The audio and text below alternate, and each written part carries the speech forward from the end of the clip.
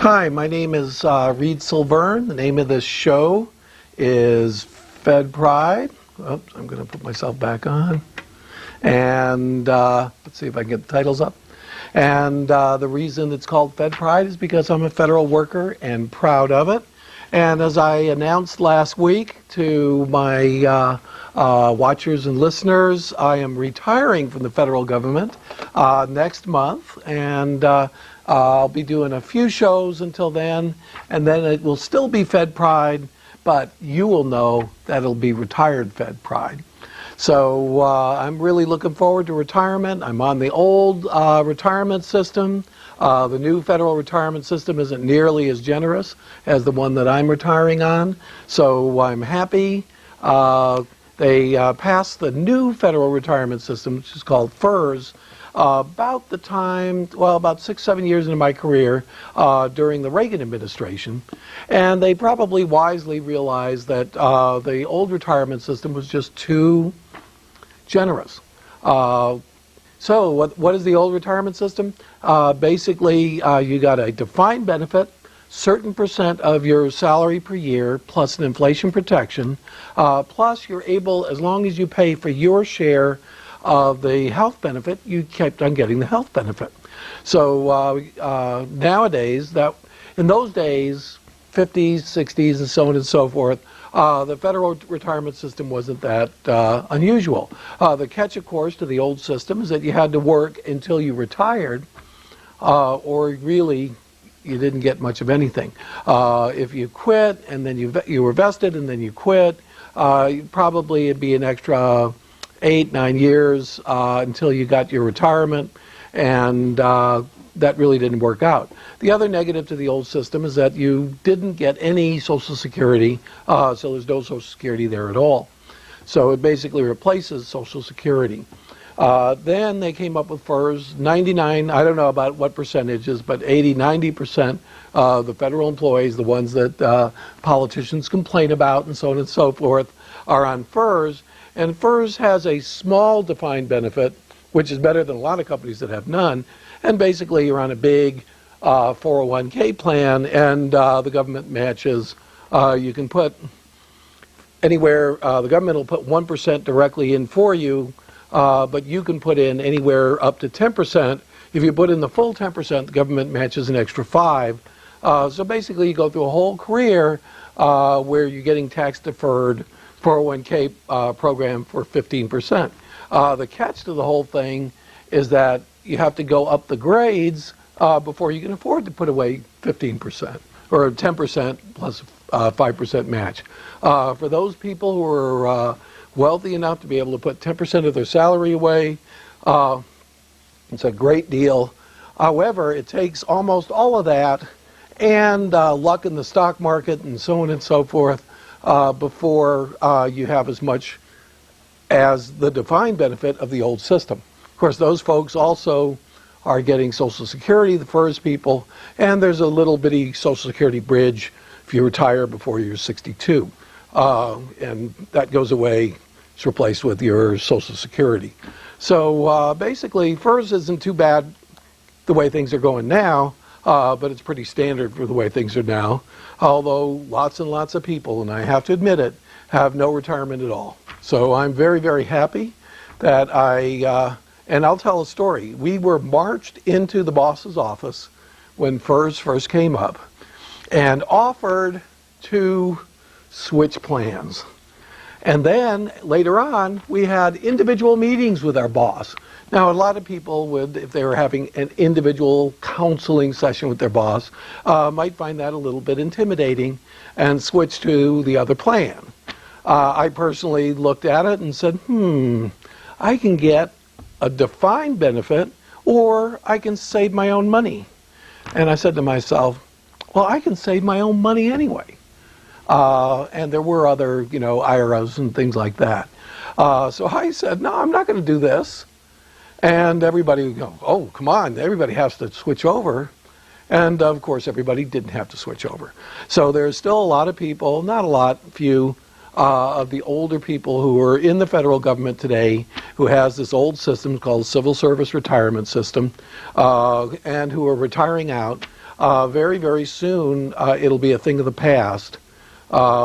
Usually the old system, you worked for about 30 years or until you were a certain age, and it came in about 1983, and you'd be grandfathered in if you came in, I think, a year before that, so it might be 1982.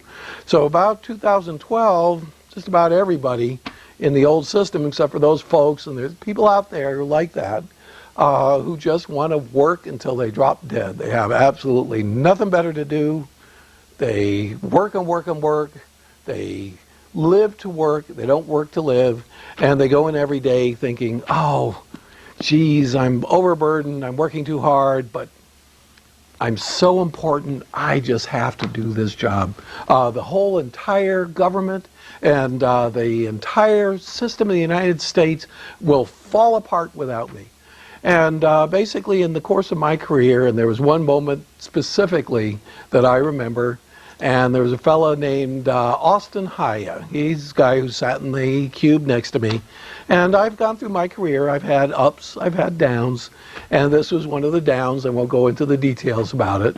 And I took Austin aside at a break, and I said, look, and Austin Haya, Japanese American, went through the military, Vietnam vet, about that high, and his job was he was a loadmaster on C-130s during the Vietnam War. So basically he took the airborne troops and threw them out the back of the plane. And sometimes, as he pointed out, they would try to take him with them. And of course he didn't have a parachute like they did. So if they got scared, they would grab onto him and he'd have to break their grab and throw them off the plane. So this guy was pretty tough and always very, very mellow. He never had a problem with anything. And no matter how silly or ridiculous or overburdened things got, no matter how bad the supervisors were, he always went right by him. So I said to Austin, I said, look, I said, you know, Austin, I've been having some bad times in this particular job. What do people around here really think about me? And he goes, Reed, people don't think about you at all. That was the turning point in my entire career, probably the turning point in my entire life. Fortunately, I'm not Britney Spears. I'm not being chased around by photographers. Really, except for my family, nobody cares about me at all. And that's why I can get on this show. I can say anything I want. And I'm saying now that I'm going to improve the quality of the graphics on the show. I just turned around the world, a traditional spinning of the world. And we are very, very lucky over here. As I've said before, I am the engineer of my own show. They set up the shot, and the staff here is just wonderful. But I personally have no one in the control room and no one controlling my picture except for me, and I'm going to prove it because I'm going to spin the world again. And I have a mouse right here in my hand, and I'm actually manipulating the computer behind me. The computer is hooked into a green screen, or a blue screen in my case, behind me, and that is what you see behind me, actually. So we can set up PowerPoint charts. We can set it up so that there's background over here and a picture of who we're talking about right here. And I could have done this all along, but I haven't because, to be honest with you, I've been working all day, working all week, and I haven't had time. So hopefully after January, I'll have a lot more time, and I'll upgrade the show. But meanwhile, what you see is what you get.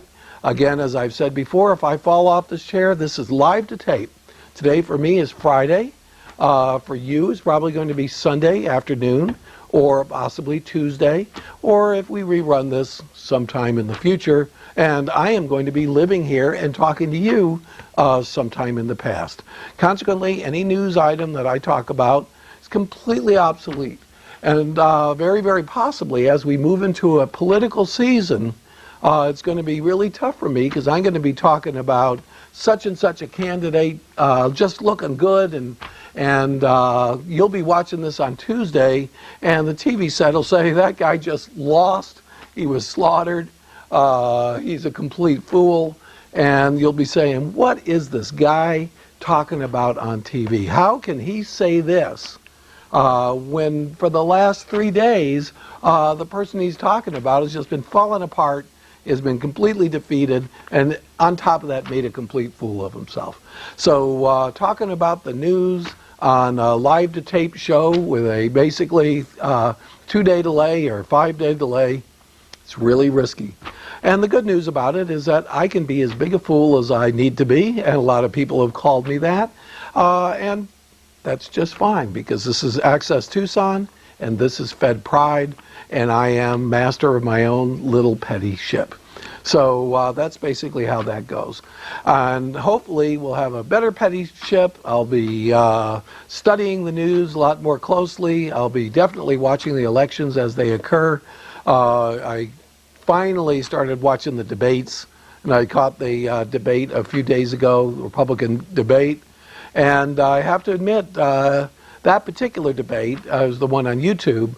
It looked like Huckabee looked pretty good, and not saying I like him. I'm not a social conservative. In fact, close to the opposite.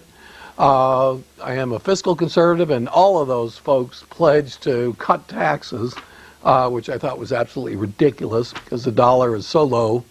And let's face it, there are wealthy people out here who've got a lot of tax cuts, and they can afford a little bit more.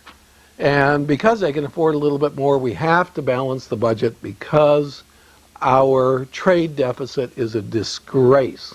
It's an absolute disgrace. It's pulling our dollar down and causing a lot of people who don't like us very much to be able to buy companies within our country and to be able to control our fates.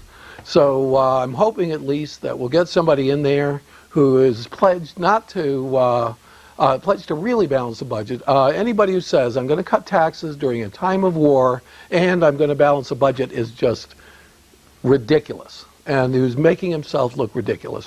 And that was one thing I didn't like about any of the candidates, because they all basically said that. That's what Republicans have been saying since Reagan. And much as I liked Reagan, much as I liked his international strategy, there's no doubt about it. But between Reagan and Bush 1, we ended up with, for its time, an unbelievable trade deficit with the dollar falling as it is now. When we balanced the budget under Clinton, the dollar firmed up. I was in Europe when the dollar was king, and I was there after Bush took over, and I watched the dollar slide from 86 cents, or 86 euro cents, in other words, 0.86 euros, all the way to the point where a euro bought $1.29. So it was 86 cents to the euro, all the way to $1.29 to a euro. Now it's a $1.48 to the euro, almost $1.50. The Canadian dollar over here is now worth as much as our dollar, actually a little bit more. And that is a complete embarrassment because the Canadian dollar used to be worth 69 cents.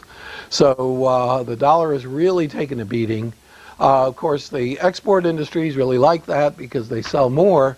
But the fact of the matter is, all of America, the entire GDP of America is worth less in terms of all the other places in the world. And it also makes it a lot harder for us to go to other places and to do business there, to be very honest with you. Our products might be cheaper, but it's harder for us to go to Europe and to take a look at it and do what needs to be done. Even the Russians, when I first went to Russia the first time,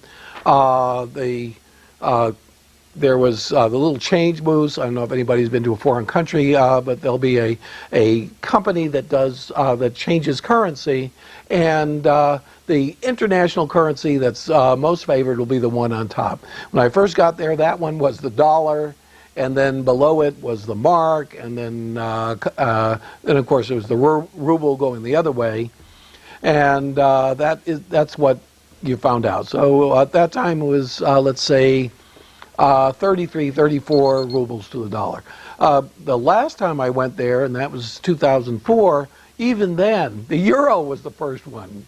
Said, how many euros can you, how many rubles can you buy with a euro? And then it was how many rubles could you buy with a dollar? And then it was the other way, euros per ruble. So basically, you could just tell from the signs that the dollar was going downhill, and that was already 3 years ago. So the dollar's gotten weaker. The big percent drop occurred while I was there, from basically 0.86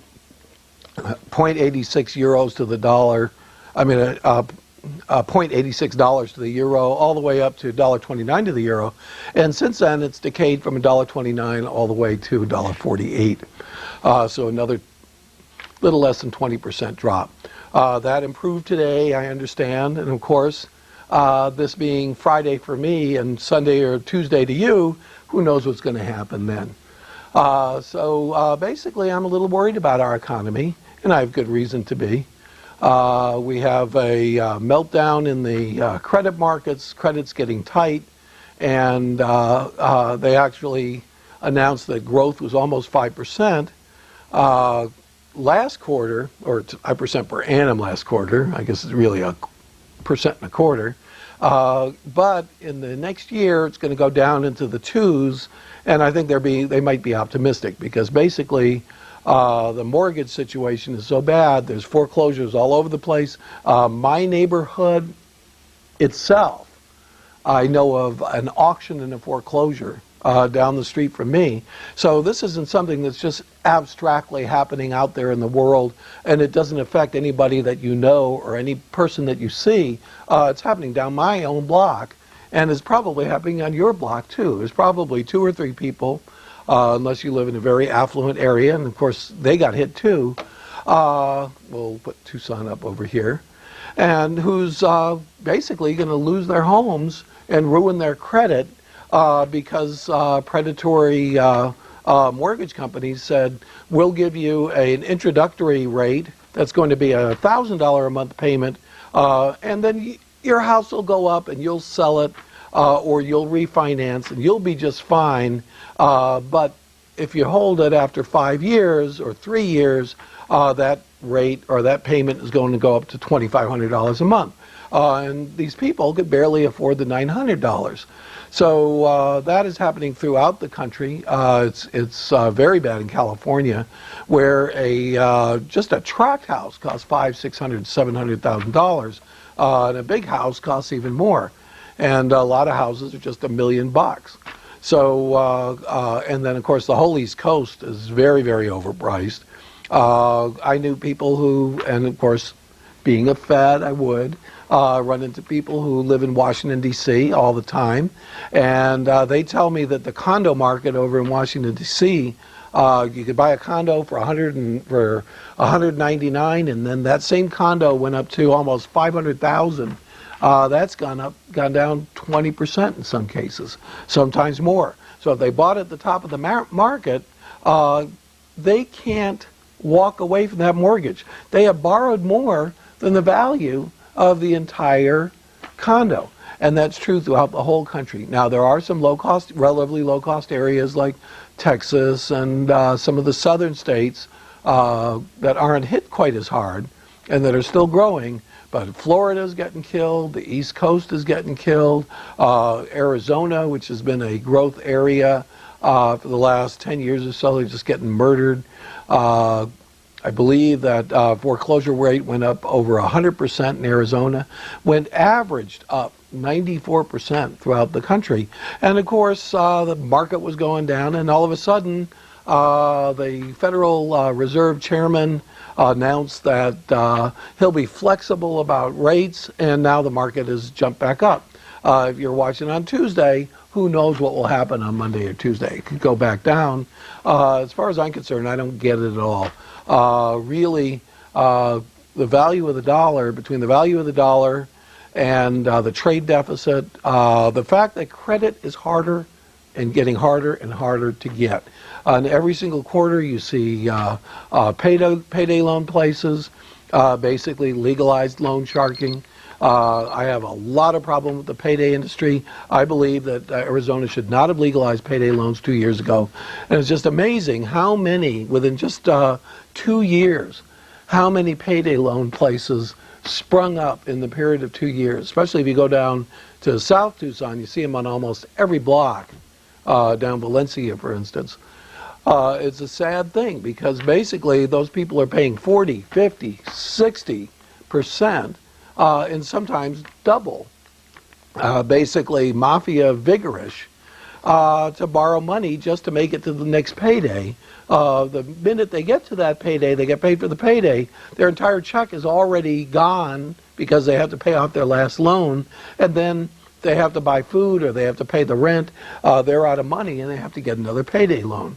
And even worse, sometimes they're conned into carrying the payday loan for another payday, for another period, and then they're stuck with basically a massively increasing debt. I don't know whether these folks have guys named Vito who break your leg if you don't pay, or what exactly happens to you. But it's just a terrible thing, and it should not be allowed.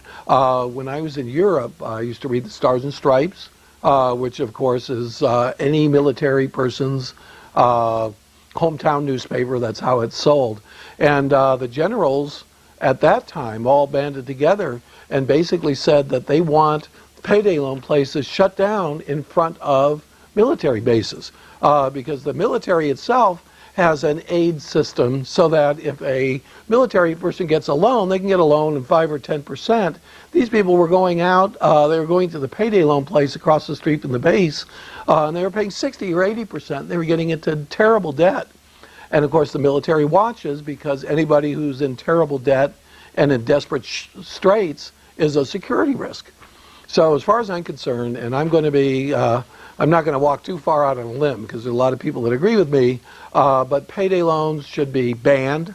If they're not banned, they should have a limit to the fees plus the interest. If they can't make a profit at 30% per annum, they should be out of business. And I'm being very blunt about that. They should not be able to do business, period. I don't care. People should not have legalized loan sharking. It's just a travesty, and it's designed to really trap people into desperation. There's no other way to put it. And it's very, very easy. College students, military people, and I know that in one case, General, I forgot what city it was, but it was a city, I believe, in the Southwest, might have been Texas, where the general put out an issue and basically took all the payday loan places within 5 miles of the base and put them off limits, just as if they were strip clubs or seedy liquor stores. They put the payday loan places off limits, and if they found a military person or a spouse in that payday loan place, it's in the I'm thinking Shore Patrol, but it wasn't a Navy base. It was, the patrol in there.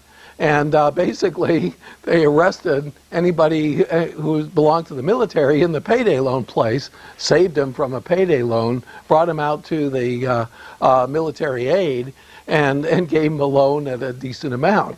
So, and then, of course, threw him in the brig or put him on suspension or whatever they do.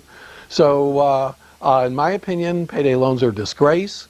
We have to do something about our financial situation, but it's going to take some pain. This whole idea that we can just cut interest rates the way we did in 2000, if the recession is prevented that way, it'll be a false recession that will cause even worse recession in the future, and I'm against it, to be very honest with you. We have to bite the bullet. We have to make the dollar stronger. We have to stop importing oil, or at least cut our oil imports, by everybody buying a vehicle that has very, very good gas mileage, and they're out there. We can cut imports 2 to 3 million barrels a day, and we have to do something about our trade with China. My name is Reed Silverne. The name of the show is Fed Pride. The reason it's called Fed Pride, I'm a federal worker.